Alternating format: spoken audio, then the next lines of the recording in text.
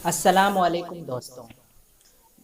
मियाँ और बीवी का रिश्ता एक ऐसा रिश्ता है जो सबसे पाकीज़ा रिश्ता कहा जाता है। कहा यह भी जाता है कि ये रिश्ते आसमानों पर बनते हैं और ज़मीन पर आ करके उसे मिला दिया जाता है।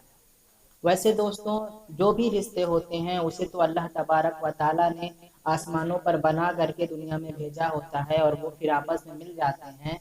लेकिन खास तौर से मियाँ और बीवी के रिश्ते के बारे में ये बातें कही जाती हैं। तो दोस्तों, आज आपको ये एक ऐसा मैसेज देना है कि अक्सर ये भी बातें होती रहती हैं कि बीवी सर का ताज है या पाँव की जूती। कुछ लोग कहते हैं कि बीवी पाँव की जूती है और जब चाहे शौहर उसे बदल दे। कुछ लोग कहते हैं कि नहीं, बीवी सर का ताज है। तो आज इसी पर एक वाकया है जो मैं आपके सामने पेश करना चाहता हूँ। तो वाकया कुछ यूँ है कि एक महफिल थी और उसमें काफी लोग बैठे हुए थे। अचानक से कुछ लोगों ने कहा कि बीवी पाँव की जूती है।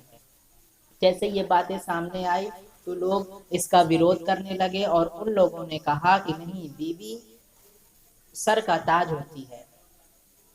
जब बात आपस में विवादों के बीच बात बढ़ती गई, मुखालिफत बढ़ती गई, दोनों एक दूसरे को लेकर हो हल्ला मचाने लगे। वो कहते हम सही हैं, ये कहते हम सही हैं। तो उन लोगों के बीच में एक बुजुर्ग हजरत बैठे हुए थे। दोनों ग्रुप के लोगों ने कहा कि चलो इन हजरत से पूछते हैं, क्योंकि ये उम्र में भी बड़े लग रहे हैं और इल्म में भी बड़े हैं। तो इनसे चल के पूछा जाए, देखा जाए इनकी इरादे और इनकी नीयत क्या है, ये इस मामले में क्या राय रखते हैं। तो जब वो उन लोगों के पास गए और उनसे बातें करी, वो उस महफिल में मौजूद थे। तो उन्हें फैसला करने के लिए जब हाकिम बना दिया गया तो उन्होंने कहा, देखो भाई, जो शौहर अपने आप को पाँव समझता है, पैर समझता है, उसके लिए बीवी जूती है।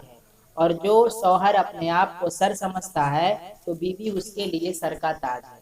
तो दोस्तों, उन्होंने ये कीमती बातों ने फैसला कर दिया और एक छोटा सा मैसेज पूरे जो मजमे में फैल गया। और ये छोटे से मैसेज से हम भी सीख सकते हैं कि दोस्तों, अगर हम समझते हैं कि हम पैर हैं तो फिर हम जो बीवी है वो जूती होगी। और अगर हम समझते हैं कि हम सर हैं तो फिर हमारी बीवी जो होगी वो सर का ताज होगी। उम्मीद है आपको ये छोटा सा मैसेज मिल गया होगा। और अगर अच्छा लगे तो मेरे इस चैनल को सब्सक्राइब करें। अस्सलाम वालेकुम।